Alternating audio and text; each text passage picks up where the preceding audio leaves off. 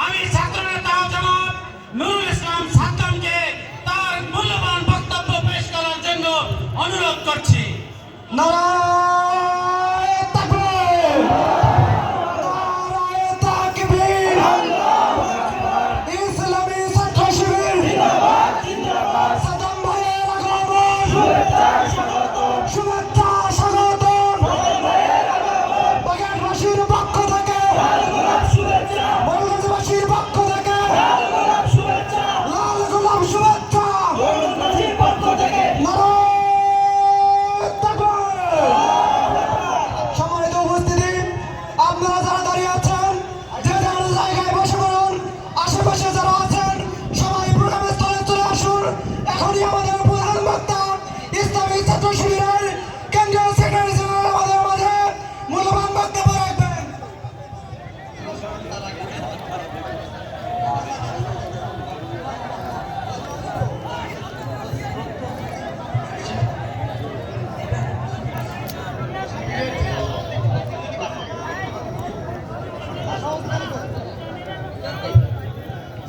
এ পর্যায়ে বাংলাদেশ ইসলামী ছাত্র শিবিরের কেন্দ্রীয় সেক্রেটারি জেনারেলকে ফুলের তোড়া দিয়ে বরণ করে নেবেন বাংলাদেশ ইসলামী ছাত্র শিবিরের বাগেরহাট জেলা শাখার সম্মানিত সভাপতি হাফেজ মোর্শেদ আলম ভাই। ফুলের তোড়া দিয়ে বরণ করে নিচ্ছেন বাংলাদেশ ইসলামী ছাত্র শিবিরের কেন্দ্রীয় সেক্রেটারি জেনারেল নুরুল ইসলাম সাদ্দাম ভাইকে বাগেরহাট জেলা শাখার সভাপতি হাফেজ মোর্শেদ আলম ভাই।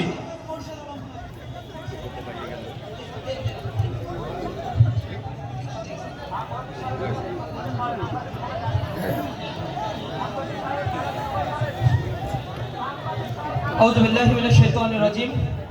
বিসমিল্লাহির রহমানির রহিম।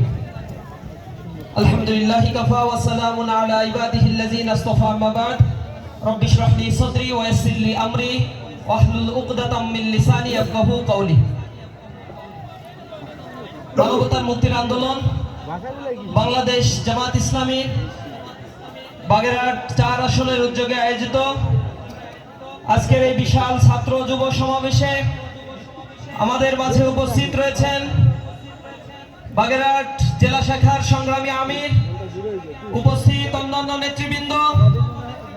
এখানে আমাদের মাঝে উপস্থিত রয়েছেন বাগেরহাট 4 আসনের কৃতি সন্তান, আপনাদের সকলের কাছে পরিচিত আপনাদের প্রতিনিধি, আমাদের সকলের শ্রদ্ধেয় আব্দুল আলিম ভাই সহ অন্যান্য নেতৃবৃন্দ, ইসলামী ছাত্র শিবিরের বিভিন্ন স্তরের নেতৃবৃন্দ, সংগ্রামী ছাত্র জনতা, আসসালামু আলাইকুম ওয়া রাহমাতুল্লাহি ওয়া বারাকাতুহু।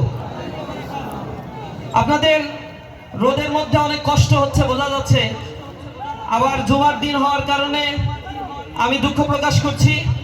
আশা করি অতি স্বল্প সময়ের মধ্যে আমাদের প্রোগ্রাম ইনশাআল্লাহ শেষ হবে। সংগ্রামী উপস্থিতি, জুলাই বিপ্লব আমাদেরকে এক নতুন বাংলাদেশের স্বপ্ন দেখা শিখিয়েছে। নিরন্ন, অসহায়, বাকরুদ্ধ মানুষের তাদের অধিকারগুলো জুলাই বিপ্লব ফিরিয়ে দিয়েছে। সহস্রাধিক মানুষের রক্তে এ জমিন সিক্ত হয়েছে। রক্তস্নাত এই জমিনকে উর্বর করার জন্য আমাদের কাছে একটি সুযোগ মহান রব আমাদেরকে দান করেছেন। অসহায় মানুষের আর্তনাদ, আর্তচিৎকারে আজ আকাশ বাতাস প্রকম্পিত হয়ে উঠেছে। আমরা যখন আমাদের কাছে চোখ হারানো একটি ভাই এসে অসহায়ের মতো তাকিয়ে থাকে, আমরা তাদের দিকে তাকিয়ে কোনো জবাব দিতে পারি না। সন্তান হারানো বাবা মা যখন আমাদের কাছে এসে বর্তমান পরিস্থিতি, তাদের বিচারের কথাগুলো বলে, তখন আমরা তাদের কোনো জবাব দিতে পারি না। সম্পদ হারানো, অধিকার বঞ্চিত, নিরন্ন, অসহায়, বস্ত্রহীন, অন্নহীন মানুষের আত্মচিৎকার যখন আমাদের সামনে এসে বলে, তখন তাদের কথার কোনো জবাব দেওয়ার ভাষা আমাদের থাকে না। জুলাই বিপ্লব পরবর্তী যে সুন্দর একটি বাংলাদেশ গড়ার স্বপ্ন আমরা দেখেছিলাম, যে স্বপ্নটি আমরা বুকে লালন করে এ স্বাধীন মাতৃকাকে আবার নতুন ভাবে প্রস্ফুটিত করার স্বপ্নে আমরা বিভোর হয়েছিলাম, আমরা তিক্ততার সাথে লক্ষ্য করছি আমাদের এই দেশে জুলাই পরবর্তী ঐক্যর পরিবর্তে এক শ্রেণী ফাটল ধরানোর জন্য উঠে পড়ে লেগেছে। সর্বব্যাপী চাঁদাবাজি, দুর্নীতি, আন্তঃ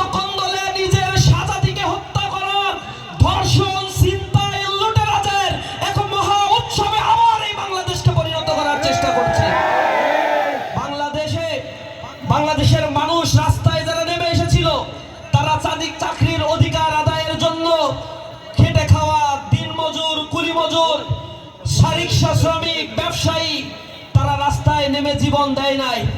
250 ছাত্র জীবন দিয়েছে, সেখানে 1200-র অধিক সাধারণ মানুষ তাদের রক্ত ঢেলে দিয়েছে তাদের অধিকার ফিরে পাওয়ার জন্য। আজ অসহায় মানুষেরা চিৎকার করে বলে ফ্যাসিবাদের আমলে 5 টাকা চাঁদা দিলে এখন 20 টাকা দেয়া লাগে, আমরা কোথা থেকে মুক্তি পেলাম? যারা এই চাঁদাবাজি করছেন তাদের বিপরীতে একটি ঐক্যবদ্ধ সুসংঘবদ্ধ বাংলাদেশ গড়ে তোলার জন্য এখন বাংলাদেশের মানুষ চতুর্দিক থেকে ফুঁসে উঠেছে। তারা প্রতীক্ষার ক্ষণ গুনছে, ফেব্রুয়ারি মাস আসলে তাদের সেই কাঙ্ক্ষিত ক্ষণে তারা তাদের রায় ন্যায় আর ইনসাফের পক্ষে দিবে ইনশাআল্লাহ। তারা এদেশের মানুষ জেগে উঠে দাঁড়িয়ে দেবে, সন্ত্রাসীদের অভয়ারণ্যে বাংলাদেশ পরিণত হতে পারে না। চাঁদাবাজের বিরুদ্ধে মানুষের বিপ্লব ঘোষণা করতে হবে। সন্ত্রাসীরা মনে করছে কালো টাকার দৌরাত্ম্য, বিদেশ থেকে রাশি রাশি অস্ত্র ঢুকিয়ে এদেশের মানুষকে জিম্মি করে তারা আবার ভোট কেন্দ্রকে দখল করে ক্ষমতার পালা বদলে তারা তাদের মতো করে এক সন্ত্রাসের স্বর্গরাজ্যে পরিণত করবে। তারা ভুলে গেছে কিছুদিন আগে ফ্যাসিবাদ মনস্টার ছিল, এ দানবের পতন হবে এটা কেউ বিশ্বাসও করতো না। মানুষ ঘরের মধ্যে কি বলতো, পরের দিন দুয়ারের কাছে পুলিশ এসে গিয়ে তাদেরকে ধরে নিয়ে যেত যে মনে মনে এটা তুমি বলছো। রাতে মানুষ স্বপ্ন দেখার স্বাধীনতা হারিয়ে ফেলেছিল। কথা বললে সেই মানুষগুলোর বাক স্বাধীনতাকে হরণ করে আয়না ঘরে তাদেরকে নিক্ষিপ্ত করা হতো। আপনারা দেখেছেন আয়না ঘরের কি বিভৎস কাহিনী মানুষের সামনে উঠে এসেছে, কিভাবে আর্মি অফিসারদেরকে দিয়ে হত্যা করা হয়েছে। ট্রাইব্যুনাল যখন আমাদের সামনে উন্মুক্তভাবে সেই রিপোর্টগুলো পেশ করছে, আমরা দেখতে পাচ্ছি একজন সেনা অফিসার কত বর্বর হতে পারে, সে মানুষকে হত্যা করছে এবং আনন্দ উপভোগ করত। 1000-এর বেশি মানুষকে সে মাথায় রিভলভার ঠেকিয়ে তারপর গুলি করে হত্যা করেছে। এরপর হত্যা করার পরে তাজা রক্ত মগজ যখন তার হাতে লাগতো তা থেকে সে পরিতৃপ্তি বোধ করত। এই বিচার প্রক্রিয়া সম্পন্ন না হয়ে আমরা বলেছিলাম এই বাংলাদেশে নির্বাচনের বন্দোবস্ত করা যাবে না। আলহামদুলিল্লাহ একটা বড় দল বিরোধিতা করলেও সরকার তার অনমনীয় মনোভাব, ট্রাইব্যুনালের সাহসী পদক্ষেপ এবং সকল রক্ত চক্ষুকে উপেক্ষা করে তারা রায়ের জন্য প্রস্তুতি গ্রহণ করেছে, রায় দিয়েছে। সামনে মানুষের সামনে এই বিভৎস ফ্যাসিবাদের চরিত্র আবার উন্মোচন করবে ইনশাআল্লাহ। তারা এই বাংলাদেশে অস্ত্রের গুদামঘর পরিণত করেছিল, পুলিশকে তাদের পেটুয়া বাহিনীতে পরিণত করেছিল। যেমনি ভাবে স্বাধীনতা পরবর্তী বাকশাল কায়েম করে তার পিতা এই বাংলাদেশে হাজার হাজার মানুষকে রক্ষী বাহিনী দিয়ে হত্যা করেছিল, ঠিক তেমনি ভাবে তার সন্তান তার কন্যা এই বাংলাদেশের জন্য সবচেয়ে বড় অভিশাপ। এই ফ্যাসিবাদের রানী ভারতের সেবাদাসী এই বাংলাদেশের জনগণকে লাঞ্ছিত করেছিল, তাদের অধিকার থেকে তারা বঞ্চিত করেছিল। বাংলাদেশের মানুষ ওই রক্তচক্ষুকে ভয় পায় নাই। হত্যা করা হয়েছে, একটা লাশ পড়েছে, লাশ কবরস্থ করে আবার ওই মানুষগুলো আবার রাস্তায় নেমেছে, জীবন দিয়েছে, হাত হারিয়েছে, পা হারিয়েছে, বলেছে এর পরিসমাপ্তি আমরা দেখে নেব। ফ্যাসিবাদ ভারতের সেবাদাস তো ভারতে পালিয়েছে, আর একটা দল যারা এখন আবার সেই রাস্তা ধরেছে তারা কোথায় পালাবে?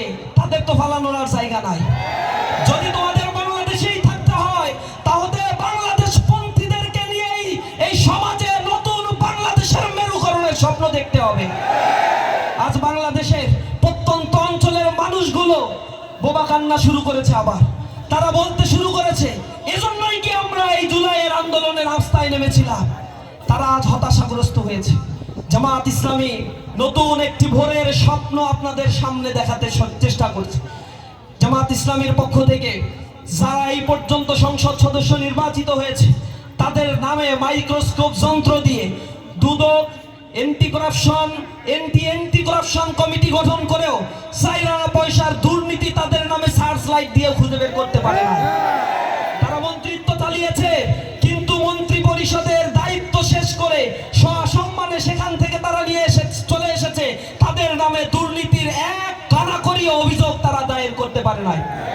আমরা দেখেছি তাদেরকে যখন চাঁদাবাজ দুর্নীতি সন্ত্রাস এভাবে ট্যাগিং করতে না পারে, তখন মুক্তিযুদ্ধের সেই চেতনার ব্যবসা করে দেশে বিভাজনের রাজনীতি সৃষ্টি করার প্রয়াস এই আওয়ামী ফ্যাসিবাদ চালিয়েছিল। আমরা দুঃখের সাথে লক্ষ্য করছি, আমরা জুলাই পরবর্তী আমরা দেখতে চেয়েছিলাম ঐক্যবদ্ধ রাজনৈতিক একটি প্ল্যাটফর্ম, সংঘবদ্ধভাবে বাংলাদেশকে গড়ে তোলার একটি প্রয়াস, কিন্তু জুলাই পরবর্তী তারা আবার সেই ফ্যাসিবাদের সুরে কণ্ঠ মিলিয়ে আমাদেরকে আবার রাজাকার ট্যাগ দেওয়া শুরু করছে। আমাদেরকে বলছে আওয়ামী লীগই নাকি জামাতের জন্য ভালো ছিল। তার মানে তারা বুঝাইতে চায় তাদের জন্য আওয়ামী লীগ ভালো ছিল। জামাতের জন্য ভালো মানে জামাতের উপরে দমন চালাইছে, তাদের উপরে চালায় নাই। তাদের নেত্রীকে ঘর থেকে বের করতে পারে নাই, বালুর ট্রাক সরানোর সক্ষমতা তাদের ছিল না। মার্চ ফর ঢাকা কর্মসূচি ঘোষণা করেছে, তাদের একটা মানুষ রাস্তায় নামে নাই। সেদিন ইসলামী ছাত্র শিবিরের ভাইয়েরা রাস্তায় নেমে জীবন দিয়েছিল, তখন তাদের কোনো খোঁজ খবর তো আমরা পাই নাই। ফ্যাসিবাদের বিরুদ্ধে আন্দোলন করেছে এক ইসলামী ছাত্র শিবিরের 31% ভাইয়েরা গুমের শিকার হয়েছিল। শত শত ভাইয়েরা বুক চিতিয়ে দিয়ে জীবন দিয়েছে। তারা এখন আবার বিতর্কে আওয়ামী লীগকে পুনর্বাসনের কথাগুলো বলে নির্বাচিত হওয়ার পরে তাদের নামে যে মামলা এগুলো উঠাই দিবে। কেন উঠাই দিবেন? জবাব নাই, কারণ এতদিন মামলা বাণিজ্য করছে। তারা মামলা বাণিজ্য করে কোটি কোটি টাকা হাতিয়ে নিয়ে আপনাদের এলাকার আশেপাশে চরিত্র দেখবেন, যে নেতা দুমুঠো খাইতে পারতো না তার এখন 5 তলা বিল্ডিং হয়েছে কিনা, যে রিক্সায় চড়তে পারতো না, সাইকেলের চেইন লাগানোর ক্ষমতা ছিল না, টাকা ছিল না, সে নেতা এখন প্যারাডো গাড়িতে চড়ে, ব্যাংকে টাকা জমাচ্ছে। এইগুলা কি জনগণ দেখে না? এই লুটেরাজের বিরুদ্ধে সামনে জনগণকে জাগ্রত করতে হবে। আগামী নির্বাচন হবে চাঁদাবাজের বিরুদ্ধে এক সুন্দর বাংলাদেশ গড়ার নির্বাচন। আগামীর বাংলাদেশ হবে সন্ত্রাস আর ধর্ষকদের বিরুদ্ধে গর্জে ওঠা এক স্বনির্ভর বাংলাদেশ। আগামী বাংলাদেশকে আমরা দারিদ্র পীড়িত বাংলাদেশকে এক সমৃদ্ধশালী বাংলাদেশ গড়ার স্বপ্ন নিয়ে আগাবো ইনশাআল্লাহ। এই বাংলাদেশে এখনো পর্যন্ত 6,20,00,000 মানুষ দারিদ্র সীমার নিচে বসবাস করছে। জামাত ইসলামী স্বপ্ন দেখিয়েছে 1 বছরের ব্যবধানে এই দারিদ্র সীমার নিচে বসবাসকারী মানুষের সকল ধরনের কর্মসংস্থানের ব্যবস্থা করে দেওয়া হবে। দেশে যে পরিমাণে লুটেপাট হয়, চাঁদাবাজি হচ্ছে, এই সম্পদগুলো যদি কাজে লাগানো সম্ভব হয়, অল্প দিনের ব্যবধানে এই দেশকে একটি সমৃদ্ধশালী স্বনির্ভর বাংলাদেশে গড়ে তোলা সম্ভব হবে ইনশাআল্লাহ। আমরা সেজন্য এখন স্বপ্ন দেখার সময় এসেছে, নতুন বাংলাদেশকে নিয়ে ভাবনার সময় এসেছে। আপনাদের এই ভূখণ্ড আমাদের অনেক রক্ত ঝরেছে। এই মোরেলগঞ্জ, শরণখোলা, এই পার্শ্ববর্তী বাগেরহাটের এলাকাগুলোতে আমাদের ভাইয়েরা রক্ত দিয়েছে, জীবন দিয়েছে। মুফতি আব্দুস সত্তারের স্মৃতি বিজড়িত এই জমিনে রক্ত ঝরেছে। শহীদ আবু বকর সাহেবের এই জমিন সিক্ত হয়েছে আমাদের ভাইদের বোবা কান্না, রক্ত এবং আমাদের সকল ত্যাগ তিতিক্ষার উপরে ভিত্তি করে। সুতরাং এই জমিনটাকে আর কারো হাতে তুলে দেয়া যাবে না। যারা দৃশ্যমান ক্ষমতার আগেই দেখিয়ে দিয়েছে তারা বাংলাদেশকে আসলে কিভাবে চালাবে। এর আগে তারা অনেকবার সংসদ সদস্য হয়েছিল, তারা সংসদে গিয়েছিল, শাসন ক্ষমতা তারা পালন করেছে দায়িত্ব। এদেশ দেখেছে কিভাবে দুর্নীতিতে চ্যাম্পিয়ন রূপ ধারণ করেছিল এই বাংলাদেশ। সুতরাং নিজেদের লাশ যদি বুঝে নিতে না চান, তাহলে আগামীর বাংলাদেশে সব দক্ষ আর দেশপ্রেমিক নাগরিক যারা জনগণের সম্পদ, তাদের অধিকারগুলো যারা ফিরিয়ে দেবে, তাদের পক্ষে রায় দেওয়ার জন্য আমরা প্রস্তুত আছি। তো এখন আমাদের জীবন দিয়ে হলো আমাদেরকে সেই লক্ষ্যে মানুষের দ্বারে দ্বারে গিয়ে এই কথাগুলো বলতে হবে। তারা যেন ঘুম পাড়ানি মাসিবাসীর গল্প শুনে আর নতুন ভাবে কোনো ফ্যাসিবাদকে পুনর্বাসন না করে। আমরা দাঁড়িয়ে যাব উষার দুয়ারে হানি আঘাত, আমরা আনিব রাঙা প্রভাত, আমরা টুটাবো তিমির রাত ও বাধার বিন্ধ্যাচল। আমরা অন্ধকার বিতরিত করে দিয়ে এক সুনিপুণ ইসলামী সমাজ গড়ে তুলতে চাই, যেখানে নারী তার অধিকার ফিরে পাবে। রাস্তা থেকে নারীরা হেঁটে যাবে, তাদেরকে কেউ স্লাট শেমিং করবে না, তাদেরকে বুলিং করবে না, ইফটিজিং করবে না। আমরা দেখতে চাই এদেশের যুব শ্রেণী যারা বেকারত্বের অভিশাপের মধ্যে নিজেদেরকে নিমজ্জিত করে রেখেছে, এই যুব শ্রেণীর কর্মসংস্থান সৃষ্টি হবে। যুব শ্রেণীদের মধ্যে আত্মপ্রত্যয়ী দৃঢ় মনোভাব তৈরি হবে। জন্য কর্মসংস্থান সৃষ্টি এবং একটি স্বনির্ভর বাংলাদেশের জন্য জামাত ইসলামী একটা রোডম্যাপ দিয়েছে। জামাত ইসলামীর ক্যান্ডিডেট যারা সারা দেশব্যাপী ঘোষণা করা হয়েছে, এই মানুষগুলো অকপটে বলছে আমরা যদি নির্বাচিত হতে পারি তাহলে আমরা সরকারের কোনো ফ্ল্যাট বরাদ্দ কিছু সরকারি সুযোগ সুবিধা আমরা ভোগ করব না। বলা হয়েছে ট্যাক্স ফ্রি গাড়ি ব্যবহার আমরা করব না। সরকারের সকল সুযোগ সুবিধাকে ফেলে দিয়ে আমাদের যতটুকু সম্পদ, সামর্থ্য, শক্তি রয়েছে তা দিয়ে জনগণের সেবার জন্য নিজেদেরকে আমরা নিয়োজিত রাখব। জামাতের আমির এবং জামাতের নেতৃবৃন্দ বারংবার বলার জন্য চেষ্টা করেছে আমরা আপনাদের শাসক হব না, আমরা আপনাদের খাদেম হব, সেবক হব, আপনাদের সাথে থেকে আমরা এই বাংলাদেশ গড়ব। এর আগেই তারা এই দৃষ্টান্ত স্থাপন করেছে। তারা বলেছে আমরা চাঁদাবাজি করব না, চাঁদা যে নেয় তাদেরকে চাঁদা নিতে দিব না। যদি চাঁদাবাজি কেউ করতে আসে তাদের বিরুদ্ধে ঐক্যবদ্ধ হয়ে আমরা একটি শক্তিশালী প্ল্যাটফর্ম গঠন করব। যদি চাঁদাবাজি নিতে আসে তাদের হাতকে অবশ করে দেয়া হবে।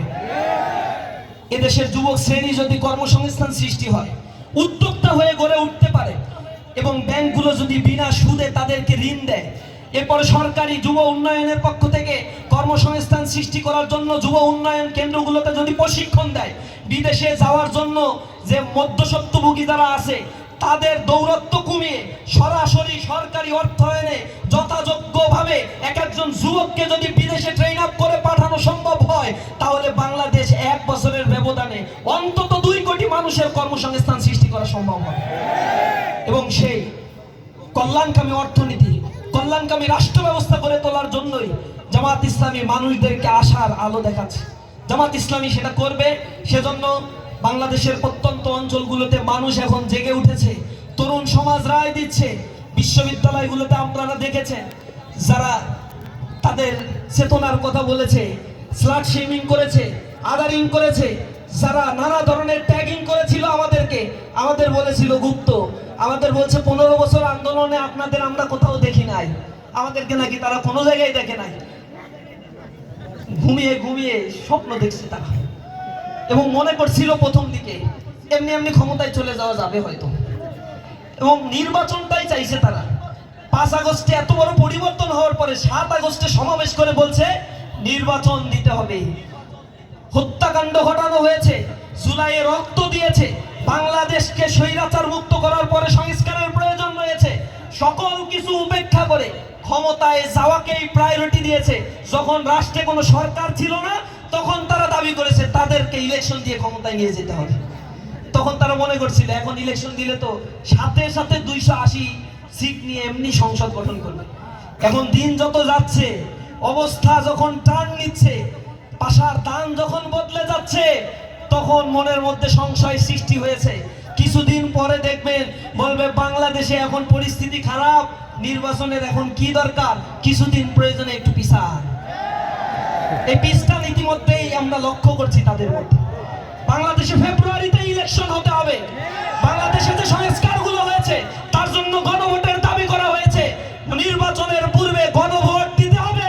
গণভোটের মাধ্যমে জুলাই সনদ বাস্তবায়ন করে এই বাংলাদেশকে আবার যেন কোনো ফ্যাসিবাদ জন্ম নিতে না পারে তার সকল বন্দোবস্ত করতে হবে। বাংলাদেশের মানুষ রায়ের অপেক্ষায় রয়েছে। চাঁদাবাজদের হুঁশিয়ার দিয়ে উচ্চারণ করে দিয়ে বলতে চাই, এখনো যদি তোমরা লাগাম না টানো তাহলে আগামীর বাংলাদেশে তোমাদের এই বাংলাদেশে আর জায়গা হবে না ইনশাআল্লাহ।